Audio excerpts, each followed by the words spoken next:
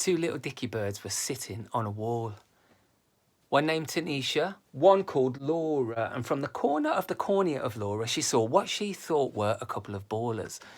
18 and handsome, cool crepes and a snapback, potentially packing heat, ready to clap, clap, brap. She knew their type and the cut of their jip, but one, Jerome, he was hot and articulate, and boy, he could ad-lib. Are we to be or not to be, Laura? Yo, that is the question. And if the beauty of Ophelia had not been captured by Malay, I would say his painting was a forgery. A pre-Raphaelite type rip-off of your form, you get me? And in good taste, you'd take its place in any gallery. What, is love a fallacy? Answer me candidly, don't hold back on me, girl. I'm a practicing Catholic. Getting my whip, meet the Trinity. I'll be the Father, the Son, the Holy Spirit in one. And I fly like Pontius Pilate. I crucify anyone, girl. See, I'll protect you.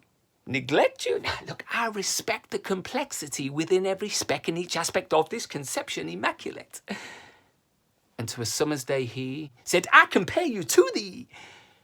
And with each caesura he breathed like weak joint smoke weakened the joints of her knees. And as she stepped from that wall, the ball had started to roll. Her fall so foolishly felt like love. Exploitation, often it does. The buzz, the rush. Tanisha, she leaned out to touch, but she couldn't reach her. Jerome was like Dusty Springfield, son of a preacher man.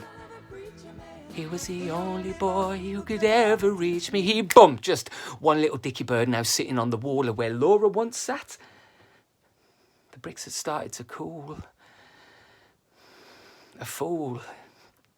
See, Jerome was not a family man in the regular sense. His fam were bros and hoes who made pounds and pence. They moved keys while they locked down the hoods, pulled over eyes to disguise any remnants of good. But they hit the road. The good times rolled for little Laura, just 15 years old. She swore she could see his godlike aura. Jerome just saw a whore. An awestruck teenage cash cow, nothing more. Furthermore, by week 4, I'm sure he is the one. Laura texted her mum. Mum, how was that bruise up on your neck done? Listen, love, when you're coming home, we'd like to talk about this.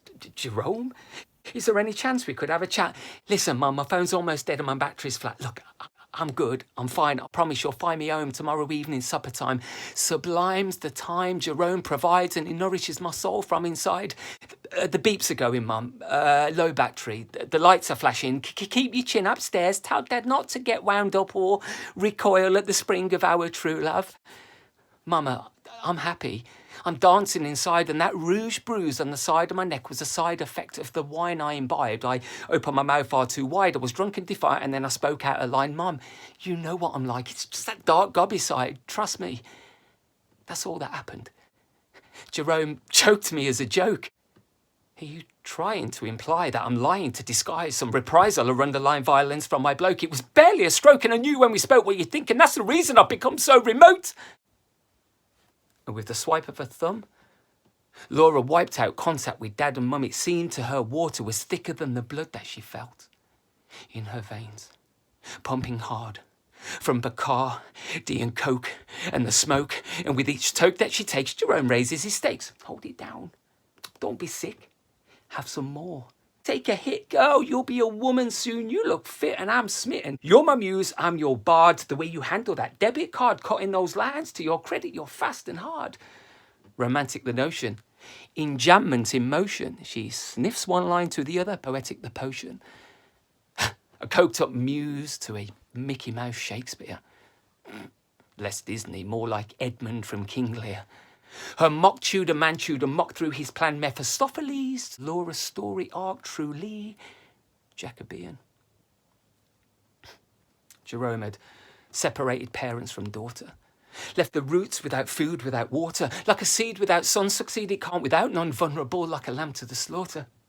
But now the narrative falters and confounds her. Takes a twist, tears the script, disempowers. Like Ophelia's garments in Malay's artwork, heavy with drink, her mind a garland of wild flowers. The bow breaks, the sinking begins. No thinking required, the tricking begins. Turning tricks for Jerome, a quick fix with my bro, his woman has left him bereft. There'll be money and listen, just do it for me. Yeah, he's clean, I'll personally guarantee. A lie. She thought as she lay for the second man that day, and by the third man the next day, Jerome relinquished all pay. And by the end of the week, she was withered and weakened, her voice so raw from pleading, please no more, that she stopped speaking. The torturous squeaking of bed springs, her season of love as cold as sexless as autumn that only winter could come. Like a stray dog impounded. For each pound she earned, she got pounded. As depressed as the bite mark sunk into her memory foam pillow found if she closed her eyes and screamed. Antithesis to an aphrodisiac, it seemed that she'd forget where she was, self-induced short-term memory loss, an amnesiac's bad dream. Full of dread. She's a body on a bed. Just a body with nobody, but a body's got nobody she can call upon, a stone to be bled. All alone in her head like a loan, always spent. Body borrowed 10% of the girl on the wall, a mere shadow with before, just a carcass in the darkness, a cadaver, a metaphor. Now her shattered, battered body, rotten, bitter, cracked and damaged for her sanity, injects infection, couldn't care a less. I'm to be or not to be than not to be, she says. I'm all the better for. And I feel as dum-de-dum as Shakespeare's verse. She pops a pill, or maybe 4. Tea. Is it the steward that stole the master's daughter? Ophelia asked Laertes shortly before her death.